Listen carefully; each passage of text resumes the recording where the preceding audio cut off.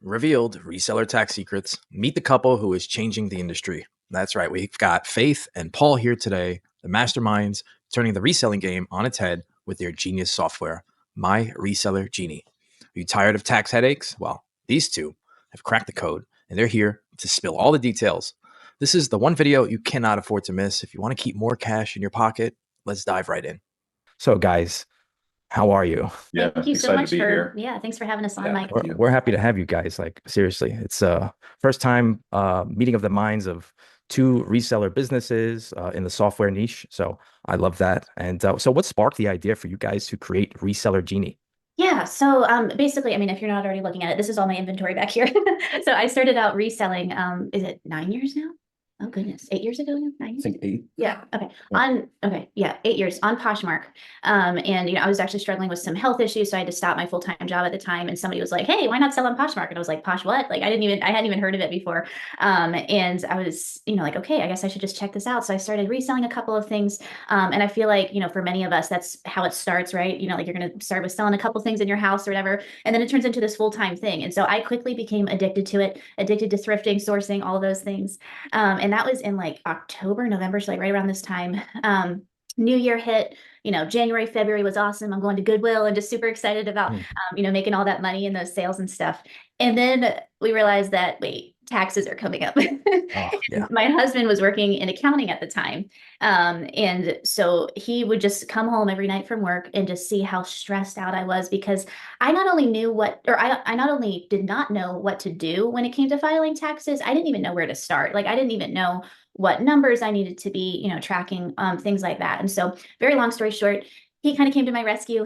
He created like a really basic spreadsheet for me, and I'm so grateful for that because it just simplified things for me. So that first tax season, I was saved. Then fast forward a couple years later to COVID, and thankfully he did not lose his job during COVID, but he did lose some hours, so that kind of freed up some time. And we were just thinking, we were like, what can we do? In the meantime, I'm engaging and networking with a lot of other resellers on social media and just kind of like, keeping my feelers out there for what their needs are and stuff. And I just keep seeing the same things coming up over and over and over again. Yeah. And that is, I hate numbers. I hate taxes. I don't even know what I'm doing, like help kind of thing. And then, you also see spreadsheets circling around, like free spreadsheets and stuff, with just other resellers trying to be helpful and coming up with solutions, which was awesome. But I looked at Paul, and this is like right during COVID, and I was like, babe, I think that we can take what you made for me and, jazz it up a little bit and offer it to the Mhm. reselling space, because these people, like, they're struggling just like I was. And so that started a very, very long journey of creating My Reseller Genie. We started out as a spreadsheet, but I want you guys to get that word out of your head because spreadsheets really kind of terrify people still to this day, even if they're easy to use. I get that. I'm not really a spreadsheet person myself. And so we started out as a spreadsheet, did very, very well with that, but we very quickly came to realize that in order to help more resellers, we needed to become a web app. So forget spreadsheets. We are a web app. One thing I'll say is if you don't know what a web application means, it's a software that you access by logging in from your browser. Yeah, So any enabled device. yeah. We call that a SaaS, SaaS, software as a service. So how did you guys get into the development part of it? Yeah. Yeah, so Faith said we started off with a spreadsheet. And it was a spreadsheet, but it was kind of like a really souped up spreadsheet. Mhm. When I was working in accounting, I found that there was a lot of parts of my job that were tedious. Mhm. And I learned that with enough code, I could make those go by a lot faster. So I started teaching myself a little bit of coding when I was working in accounting. And so that kind of gave me the background for when we made this spreadsheet. It's kind of like the most souped up a spreadsheet can be because Yeah. you're not like using formulas or anything like that. It was all done for you. When you enter data, you use Really buttons and automated. It stuff like was that. awesome. And so I had a little bit of programming background, but when we went to the web application, basically what we did is we took the money that we made from selling the spreadsheet and we used that to pay professional developers to help us build out the application. Because as much as I like a good technical challenge, I knew, okay, this accounting software we need to make sure it's done right. So we got professionals to build it. But I have enough understanding of programming and stuff like that to say, here's what needs to be done. And then we have really smart guys who help us to actually execute that. Yeah. That's perfect. So you guys you delegated the work out because you actually, like you said, you have a programming background. And so you know what needs to be done. You know what needs to be done in what amount of time. So you're not getting ripped off either. I remember when I was building my software, got ripped off a bunch of times in the beginning, but finally found someone who was working well with me. And He's my tech co-founder, so he knows a little bit more. But it's good that you have the background in that. That really helps. It really does, and it helps you save more money too in the end. So, but as we peel back the layers on tax management, a lot of resellers, even though they're really experienced, it's really tough to navigate accounting and taxes, even, with tools, even with spreadsheets. So automated is very important. I push automation all the time. So it's like setting sail without a map if you do not have the right tools. That's why understanding and implementing ethical tax strategies is more than just good practice. It's essential. So what are some straightforward ethical tax strategies that resellers often miss? And how does Reseller Genie help them take advantage of those? Yeah. So, I mean, with a lot of resellers, we have people who are starting out with, no business background and, they kind of fall backwards into the business. Um, and in the first couple of years, at least, you're usually not making gobs and gobs of money. It's just like, okay, I made, I don't know, $30,000 to $60,000 this year. And, you know, I got to figure out how to report everything. So what I would say the most fundamental tax strategy that everybody should have in place is actually having a bookkeeping system in place. So My Reseller Genie is a bookkeeping system. Another software you may have heard of is like QuickBooks, for example. And a bookkeeping system, it's got all of your information in one place, all of your revenue, all of your expenses in one place. And it's very important that your system is able to provide reports for you, because if you just have a list of information and you can't get any summaries of that information or anything actionable, it's not very useful. It's going to give you so much more work to do. Yes. Yeah. That's kind of like the fundamental thing. Everybody absolutely needs some sort of a bookkeeping system in place. And then for people in the beginning, I'm just going to start with basics, because I've talked to a lot of resellers, and some people, miss out on these basics. Like some people don't know your platform fees are tax deductions. You're Right. being charged money to sell on these platforms. You're usually you're being charged a lot of money. So you really got to keep track of those so that you can deduct them and not pay tax on, money that's just going right out your pocket just to sell there. Another big one for resellers in particular, because we often do sourcing drive all over the place, is writing off mileage. We're using personal vehicles to go to, thrift stores and yard sales, estate sales, shipping, packages from the post office. All that mileage that you're driving, you can actually write off. And there's for writing off business use of a personal vehicle, there's kind of two routes you can go. You can write off a percentage of actual expenses, or you can use the standard IRS mileage rate. And I mean, most of the time, the mileage rate is going to give you the better deduction. So the IRS gives you, here's the number of cents per mile that you can write off. And that covers like depreciation on your car. It covers gas. It covers insurance. I mean, like all those costs kind of get lumped into that one mileage. So unless you're driving like a Mercedes or I don't know, some six-figure It has car. to be reasonable. Yeah. Like unless you're driving something crazy, the mileage rate you get is probably going to be best. So in Genie, you can just, when you are recording those miles, you can just put in, here's how many miles I drove, and Genie multiplies out, here's your deduction based on those miles. Yeah, and we're always updating it. If the IRS updates that mileage rate, we're updating that as well. So so typically that's every year that it gets updated. Didn't they do it twice during COVID? Yeah, so I think it was last year. There was two different rates based on what time in the year it was. Yeah, and then I mean another one is business use of your home. So if you have a room in your house that you're using exclusively for business, right, and that can part of that can be deducted. So like the interest on your mortgage payment and portion of your utilities and stuff, that can be deducted. Now that's like a calculation that I think most people feel uncomfortable with. And so if you're thinking about, should I hire a CPA or not, that might be something that puts you over the edge for just like, okay, yeah, it'd be nice to have some. Yeah, because I use my whole house for reselling. This is like my tiny little space where there's no inventory.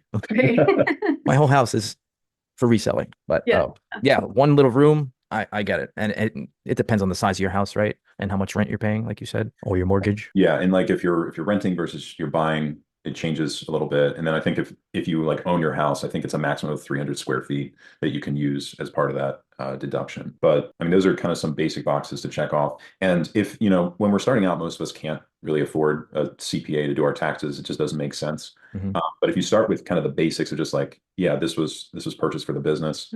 It's being used exclusively for the business. That will help you get started. Oh, another one I almost forgot about was like your cell phone bill and your internet. Right. 'Cause we you're are on using our that, phones you're all using it the every day time. for your business. So you can do a percentage of that bill as a business expense. So a lot of people will say, okay, 50%. And I mean, depending on how much you're reselling, that's frequently a reasonable estimate. Mhm. And it's a way to write off some of your bills that you're paying personally, but you're using for the business. So, I mean, those are some basics. And then as you start making more and more money, the case for hiring a CPA becomes more compelling. If you like, maybe you start off as a sole proprietorship and you're thinking about, okay, do I become an LLC?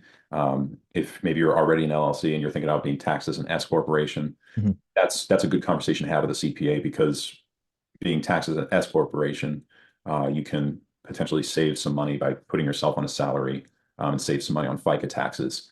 Um, but that's going to be very situation dependent. So once you get to the point where you can hire a CPA, there's more advanced conversations that you can have, and potentially have some other tax saving strategies at that point. And if I can just interrupt him, because I know many of us who are probably watching this, we might be beginner resellers, or maybe you're in your second, third year, and some of the words that he just threw out maybe are really scary. You're like, what the heck is an LLC? I'll just be Right. honest, guys. Like 8 years ago, I didn't know what an LLC, like I should have known, but like sole proprietorship versus LLC, like what in the world? And so I just want to diffuse, like, I don't know, any anxiety or anything that's out there. When you're hearing some of these words, especially with an accounting tax interview like this, I just want you to know that, first of all, if you're feeling a little bit like I don't know what he's talking about, you're not alone.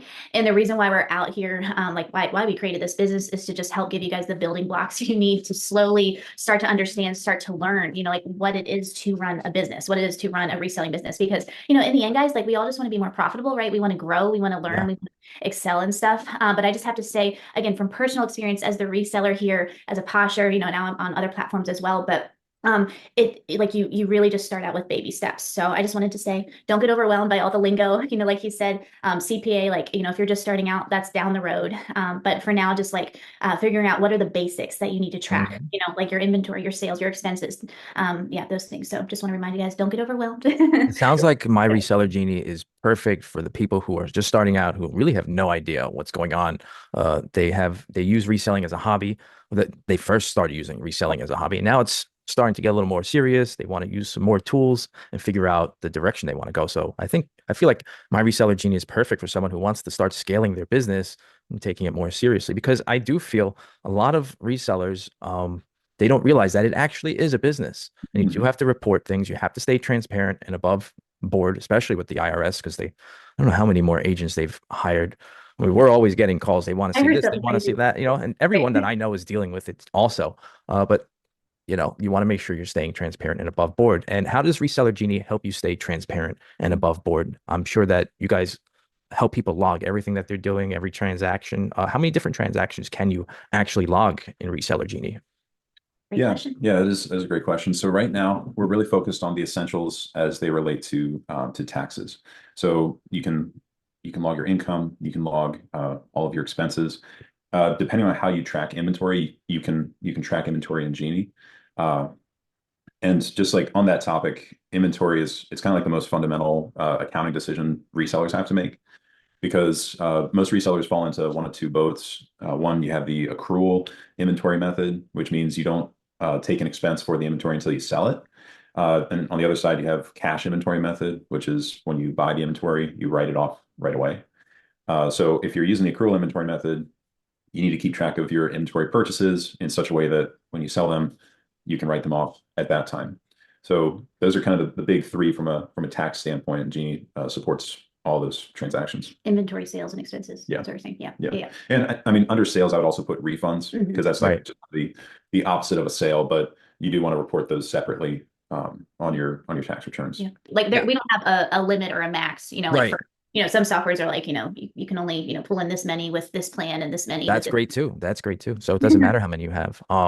Can you tell us what happens if you do not report your taxes, or what you're doing as a reseller? What can happen? What is the possibilities? Yeah, so audits. I guess generally speaking, I'd say there's like two ways audits get done. So one is your something that you report doesn't really match up with other people in your industry, and it's like that's a red flag. Let's go check it out. And the other is if you're not reporting anything, um, that could be, well, I guess that would fall into the first category, and then the second category would just be random audits. So sometimes you just get selected, and it's like, oh man, that sucks. Yeah. Um, but yes, I mean, if you're claiming expenses that are not reasonable and necessary for your business, that can set off some warning bells from Mhm. the IRS, or if you're not reporting anything at all, that can be a problem. Mhm. Or you The, could just, the reason why I say like nothing at all is because sometimes I've known some people who have done this where they get their 1099 from Poshmark or whatever platform and they just don't give it to their accountant or they forgot. And Mhm. years goes by and they're getting calls from the IRS and that can't be a good thing after yeah, that long. So yeah, that's the reason why I asked that because there are some people who do fall into that kind of trap. yeah. And that's so actually, I'm really glad you brought up 1099s because Yeah, it's not everyone knows how that works. yeah. Right. So what you get from Poshmark or eBay or whoever, it's called a 1099K. And one copy goes to you, the other copy goes to the IRS. So if on your tax return that money is nowhere to be found, that's absolutely going to be a red flag to Mhm. the IRS. And I mean, there's a lot of people they got to keep track of. So it may take a couple years, but those things can kind of come back to bite you. Yeah, eventually it comes back around. Some Mhm. people who have found out the hard way. Yeah, yeah, yeah. And so like with audits, I've never been, an accountant in an audit where nothing was reported. So I'm not sure exactly how that goes, but I imagine they would start by, figuring out your income and, keep tugging from there. But if, say you got randomly selected or maybe just some of your deductions seemed higher than they should be, uh, typically the way that works is the agent will come in and say, okay, can you provide this detail of information to us that makes this number up? Mhm. And then you send that to them, and then they'll pick out certain transactions and they'll say, all right, can you provide substantiation for this? And then Mhm. you send that to them. And if everything checks out, then, they might say, all right, audit's done early. But if you're not able to substantiate something or they find something that you claimed wasn't a business expense, then they'll like keep tugging. Yeah. And that, I mean, what that ends up resulting in is if you owe more taxes, they'll charge the taxes and then they'll charge penalties on top of those taxes. Mhm. And you're also more likely to be selected again for future audits. Oh, I didn't know that part. Really? Oh yeah. I guess that makes sense. Yeah. You're So red flagged. Oh man. yeah. So it's unfortunate from a business standpoint. I mean, not just because of the expense of like additional taxes, but also just the cost of having to go through these audits again and again and taking away from your time working in the business. Yeah. Right. But one of the great things about My Reseller Genie is that we're giving you what you need to keep track of all of those things. So if you don't already have a system in place, and if you do, that's fantastic. Like keep using that system if it's working for you, that's awesome. But we find that more resellers than not don't even have a tracking system. And so just having some place, where you have all of that documentation ready to pull. And Mike, I feel like we're talking a whole lot right now, but I just have to No, say, please go. really quick tangent. Like so Please. much of accounting and tracking your information is not even about taxes. Like just put that out of your mind for a second. It's just about understanding your business. And when Yeah. you understand your business and how profitable you are, where you're wasting money, like how you can excel, like it's giving you the tools that you need to make better business decisions. And I get it. That's work, right? It takes time. You have to put on that thinking cap. You have to, be looking at the numbers and everything, but it is so worth it. If you want to grow, I will say that. If you don't care about growing, that's a different story. But if you're wanting to grow in your business and to become more profitable, I can't tell you how empowering it is to know your numbers and stuff like that. But I just had to throw that out Yeah. there. No, I'm glad you brought it up. Yeah. It is important. It is very important. I do have some questions from our users. I made a post the other day in our Facebook group and I said I was going to sit down with you guys and talk with you guys. And I asked them if they had any questions. So if you wouldn't mind taking a few questions from our people, that would be great. Sure. Yeah, we'll do our Um, best to answer them. so we have Amanda says, how do you navigate the new fee structure on Poshmark when doing taxes? Before, my person just took 20% and canceled my sales off my 1099. Now, how do we do that? I'm sorry to put you on the spot, but if you Yeah. can answer it, that would be great. Yeah, yeah, absolutely. So in Genie, we do have a Poshmark integration, which will allow you to connect your Poshmark account and just pull all that information in automatically. Mhm. Now, uh, if you don't use My Reseller Genie, you can also use the Poshmark sales report, and you download that, and you'll have to do a little bit of math to actually get. Yeah, it kind of sucks. You have to do a little bit of math to actually get the fees extracted from it, but it is Mhm. possible to use that report to help generate those fees. Yeah. Yeah. Yeah. Just use the software. Why waste time? Mhm. Let's see. Some other people said, I saw it mentioned that filing depends on whether or not you're selling for profit or selling your own items at a loss. Is that true? Okay. Yeah. So We get that question. this is a good question. Yeah. So the IRS will make distinction between a business and a hobby. As a business, you can write off business expenses. As a hobby, you just report income, and you don't get the same benefits of being able to write off expenses. So if you're selling items from a personal collection exclusively, that's probably not going to qualify as a business. Right. But if you have a business and like, you're trying to make money with it, maybe you also have a personal collection. Some of those items you sell in the course of doing your business. For those items, you can assign a value to them. And in accounting, the principle that kind of governs that value is the lesser of cost or market, which is a fancy way of saying that item's value is whichever's lower, how much you originally paid for it or what the current market value is. And so a lot of people will just say, okay, well, current market value is what I sold it for, and just kind of zero out the profit on it. So it doesn't benefit them to have sold it, but also they're not paying tax on an item that was just a personal item that they sold in their business. So hopefully that provides a little bit of clarity on how to handle that. And if you have a specific question about your situation, it's always helpful to talk to an accountant so you can just explain all the details. Yeah. Definitely. How does your software stay updated with the constant evolution of tax laws and e-commerce regulations? Or what can users expect in terms of updates or new features in the near future? Yeah, that's a great question. So we're constantly working on improving the software. We kind of have two focuses, one of which is usability and the other is automation. And those are somewhat tied. But like this year, we've kind of put a lot of focus on user interface, user experience. We've added a whole bunch of walkthrough features to kind of help just instruct you how to get set up in the software, how to use it on a daily basis. And currently we're working on building more integrations with other sales platforms so that you get the same smooth experience as you get with eBay and with Poshmark. Just pull in all the sales, fees, refunds. If you track inventory, you can also pull your inventory from those platforms. So stay tuned for those new integrations. We can't tell you what they are yet, but y'all are going to like them first. That is cool because someone in our group says that they use you guys and they love you guys, but they that you guys only pull from Poshmark and eBay. So that's cool. You guys are saying you're going to add more platforms.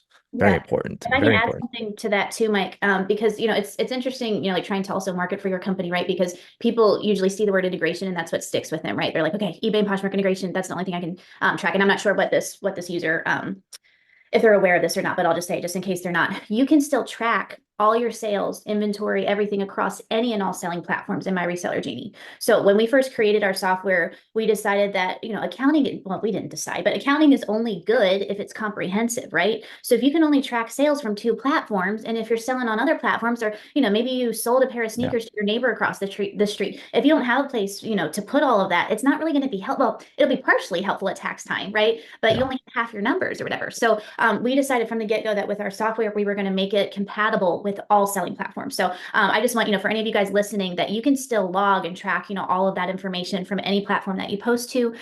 We just don't have automation for those ones yet, if that makes sense. So you can upload spreadsheets, if you have everything in a spreadsheet or a sales report, from the selling platform. But as far as the automated piece, we have automation for eBay and Poshmark, and we're working on more automation or integrations for a few more platforms right now. But I just wanted to say that you still can, account for everything across all selling platforms in Genie. That is awesome. And it's tough to add platforms and pull from platforms from a development standpoint. Yeah, you understand that better than most. Yeah, it's tough. We've been working on this for about 3 years. It's every day. There's no days off, but it's worth it. It's worth it. So, Faith and Paul, how does My Reseller Genie deal with customers, and how is your customer service? How does that work? Yeah, thanks so much for asking, Mike. Another thing that we decided from the get-go, from the start of our company, is that customers were going to be top priority to us. I think all of us, have had horrible, at least one really bad customer service experience, right? Like you're on the phone for an hour and you still don't get the answers that you need and stuff. And we just decided we're not going to be like that. So all of our customer service is US based right now. You're usually going to hear from one of us, like the founders, and we answer 7 days a week within 24 hours. So we don't have phone support. I just want to clarify that, but we do have email. Also, we're very active on social media, Instagram, Facebook, YouTube. And so wherever you reach out to us, we're always going to respond within 24 hours. So just want you guys to know, especially with something as confusing as accounting can be and just learning that skill set, we understand that it can be a little bit tricky, especially in the beginning, and we want to help you guys. So don't ever feel like a question is dumb, whether if it's an accounting question or a question about how to use our software. But yeah, we're really, really committed to customer service. And if you look at our reviews, that's one of like the huge things that people rave about us. They just love our customer support.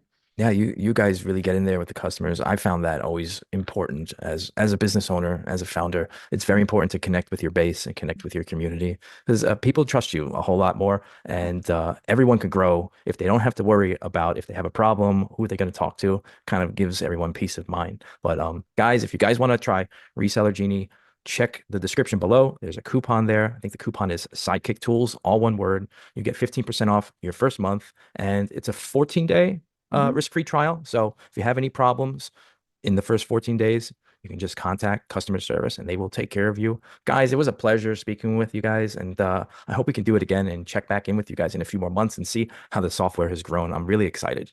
Thank you so much, Mike. Thank you. We're so excited too. Thank you for having us on. Yep. Take care.